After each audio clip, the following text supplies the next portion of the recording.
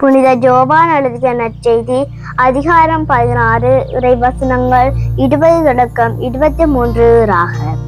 அக்காலத்தில் இயேசு தம் சீடரை நோக்கி கூறியது: உறுதியாக உங்களுக்கு சொல்கிறேன், நீங்கள் அழுவீர்கள், புலம்புவீர்கள், அப்போது உலகம் மகிழும். நீங்கள் துயருவீர்கள், ஆனால் உங்கள் துயரம் மகிழ்ச்சியாக மாறும். பிள்ளையை பெற்றெடுக்கும் போது தாய் தனக்கு பேறு காலம் வந்துவிட்டதால் வேதனை அடைகிறார்.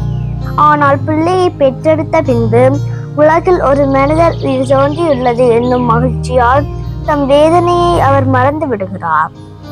இப்போது நீங்களும் துயருகிறீர்கள், ஆனால் நான் உங்களை மீண்டும் காணும் போது உங்களுள்ள மகிழ்ச்சி அடையும்.